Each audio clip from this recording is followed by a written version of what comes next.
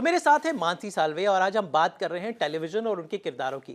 तो मानसी, मैं ये जानना चाहूँगा कि टेलीविज़न जो है पिछले 2 दशक में बहुत बदला है और अभी जो आजकल दौर चल रहा है वहाँ पर औरतों का पोर्ट्रेयल, खासकर जो फीमेल कैरेक्टर्स है वो काफ़ी बदला है। तो आपको क्या लगता है कि कितना बदलाव आया है टेलीविज़न में, यानी आज से 20 साल पहले 90s या 2000 में जब टेलीविज़न शुरू हुआ था और अब जो आजकल का टेलीविज़न है?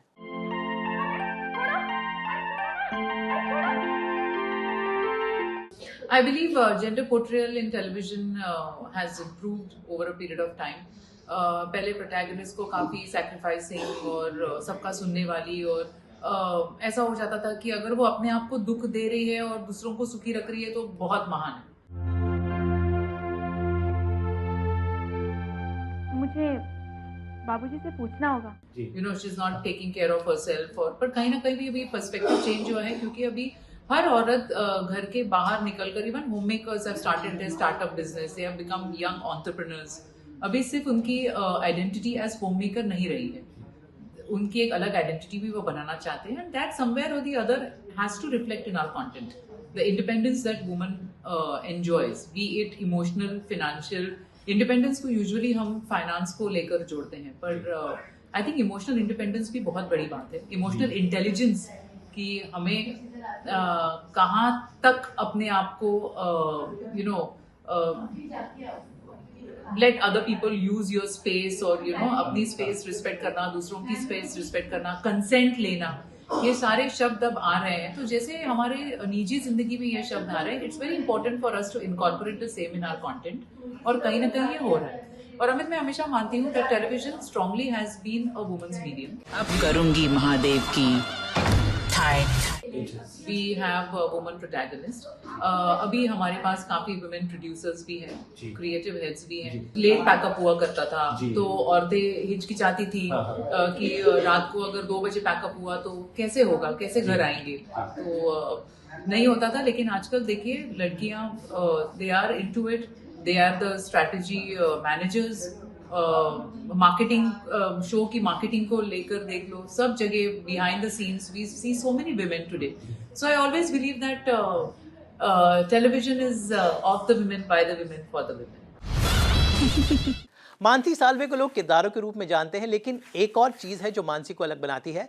और मानसी, जो चीज़ मुझे लगता है कि आपके ऑडियंस आपके किरदारों में बहुत पसंद करते हैं वो है आपका स्टाइल सेंस, या फिर हो हाल ही में आपका शो महादेव एंड सन्स जो लोग काफ़ी पसंद कर रहे हैं। तुम्हें और तुम्हारी बीवी को बर्बाद करने में कोई कसर नहीं छोड़ेगी, ये भानु वाजपेयी का वादा है। तो किरदार चाहे अवंतिका का हो या फिर हो भानु का, साड़ीज़ और इंडियन अटायर हमेशा आपकी पहचान रहा है। तो इट्स अ डेलिबरेट अटेम्प्ट कि that you always wear Indian on screen और also in real life also. So what is your style statement? Mahadev के जीवन में दुख, कलह, अशांति की प्रार्थना कीजिए। आप लोगों की प्रार्थना सफल नहीं हुई। आई लव साड़ीज, मुझे साड़ीज ड्रेप करनी भी आती है, मैं साड़ी में डांस भी कर सकती हूँ। बाप की तरह आज बेटे ने भी प्रेम विवाह किया है, बजाओ इनका बैंड। मैं साड़ी में, हमारा एक फाइट सीक्वेंस है अभी गुंडों के साथ, आगे आने वाले एपिसोड्स में, तो मैं फाइट भी कर सकती हूँ उठ के। कि शादी 2 लोगों के बीच नहीं, 2 परिवारों के बीच होती है। इस अनाथ से शादी करके क्या मिलेगा तुम्हें? फर्स्ट एपिसोड में तो मैंने साड़ी में उठ के लात भी मारी है।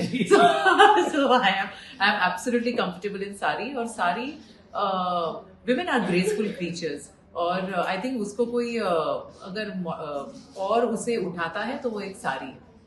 So I think sari is synonym to woman, and I think it comes naturally to me. मतलब पैंट पहन के जितना टॉमबॉय की तरह चलती हूँ, उतना ही साड़ी पहनने के बाद एक अलग सी ग्रेस आ जाती है। So I am happy। और स्टाइलिस्ट जो है, टेलीविजन स्टाइलिंग भी आजकल कितना is as good as Bollywood styling, है ना। मतलब हर चीज की डिस्कशन होती है कि ब्लाउज का टेक्सचर, मटेरियल का टेक्सचर क्या होगा, क्या एम्ब्रॉयडरी होगी। So I think there is too much detailing happening. So जब कोई वार्डरोब पे इतनी मेहनत कर रहा है, so it is my job as an actor to maintain myself so that the wardrobe looks equally nice when you wear it. So I think ये मेरी नैतिक जिम्मेदारी है कि मैं अपने स्टाइलिस्ट को अच्छी मैनेजमेंट बॉडी दूं। तो आज मानसी साल्वे हमारे साथ हैं। और मानसी, आपके बहुत सारे ऑडियंस ये जानना चाहते हैं कि आपकी इस दुबली पतली काया के लिए, यानी आप बहुत ही फिट हैं और आई एम श्योर आपके फैंस ये जानना चाहेंगे कि आपकी इस फिटनेस का राज क्या है। आखिर क्या खाती हो, कौन सी चक्की का आटा खाती है जो इतनी दुबली पतली हो। एंड हैट्स ऑफ कि आपने अपने बिजी शेड्यूल, क्योंकि टीवी सीरियल्स का शेड्यूल बहुत ही हेक्टिक होता है, उसके बीच में how you maintain yourself. Mahadev, हो गई ना तेरे परिवार की चिच्चालेदर। सी मैं कैंडिडली अगर कहना चाहूंगी तो यही कहूंगी कि 46 हो रही हूँ, पर अब बायोलॉजिकल चेंजेस हो रहे हैं, biological clock is ticking as well, तो डिफिकल्ट हो जाता है वेट लूज करना, लेकिन I have my one meal every day.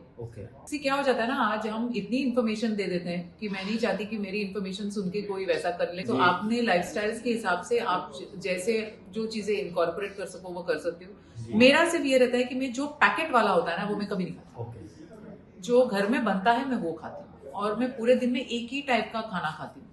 मतलब मेरा रोज का खाना एक जैसा होता है, मैं उसे चेंज नहीं करती, कभी कभार चीट डे हो जाता है मैं 5 kilometres I run every alternate day, no matter what, तो थोड़ी फिजिकल एजिलिटी रहती है, एंड मसल्स भी थोड़े आदत होती है उनको मूवमेंट की, क्योंकि सेडेंटरी लाइफ हो जाती है। एज एन एक्टर शॉट दिया, चेयर में बैठ गए, मेकअप रूम में बैठ गए, तो वो फिजिकल एक्टिविटी इतनी नहीं होती है। सो आई रन, एंड मैं मिनिमलिस्टिक प्रोडक्ट्स यूज करती हूँ, और देसी नुस्खे जो मेरी ग्रैंडमदर, आज भी चने का आटा, मतलब चने का आटा का ही ले चलता है, so I do that.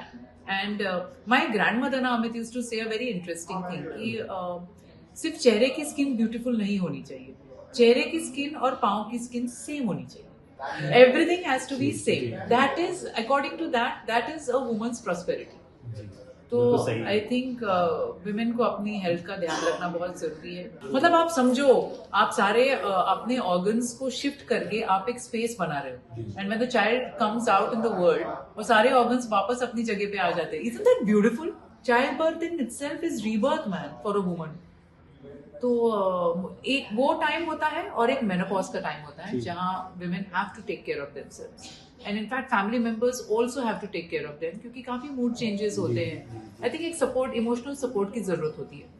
So I think बाकी सब तो अपने को ही करना पड़ता है। मानसी, चूंकि आप अभिनेत्री है और acting is all about exchange of energy, हम सेट पर जाते हैं, ढेर सारे लोगों के साथ काम करते हैं, पर्दे के सामने, पर्दे के पीछे, तो कहीं ना कहीं एनर्जी एक्सचेंज होता है। किसी के साथ एनर्जी मिलती है, किसी के साथ एनर्जी नहीं मिलती। तो कैसे हमारे ऑफिस में भी होता है, हम कुलीग्स चुन नहीं सकते हैं, वैसे ही आप अपने को एक्टर्स को चुन नहीं सकते हैं। ऐसे में किसी के साथ एग्रीमेंट्स भी हो सकते हैं, किसी के साथ डिसएग्रीमेंट्स भी हो सकते हैं, किसी के साथ अच्छी दोस्ती हो जाती है, किसी के साथ दोस्ती नहीं होती। ऐसे में ऑन सेट्स कलाकार और खासकर आप किस तरह का कमांडरी लोगों के साथ बना के रखती हैं? You know, how professional are you on the sets? जाओ पूरे शहर को खबर कर दो कि महादेव के घर की दावत खाने से पहले सब भानु बाजपेयी के हैप्पी बर्थडे का केक खाने आएंगे। ओवर द इयर्स अमित, कुछ एक्टर्स मुझे मिले हैं जिनके साथ मेरी नहीं बनी है, कुछ एक्टर्स ऐसे मिले हैं जिनके साथ मेरा बहुत अच्छा रैप हो रहा है, but that should not come in the way of your work. जब एक बार एक्शन बोल दे तो आपको वो करना है जो आपको करना है। आप पर्सनल एनिमोसिटी या पर्सनल ओवर बॉन्डिंग आप उसमें नहीं ला सकते, बट एक प्रोफेशनल रिस्पेक्ट, म्यूचुअल रिस्पेक्ट होना बहुत जरूरी है, and I keep that for other actors. मैं अपनी खुद की रिस्पेक्ट भी रखती हूँ by keeping a distance, by maintaining a distance, by not being frivolous on the set.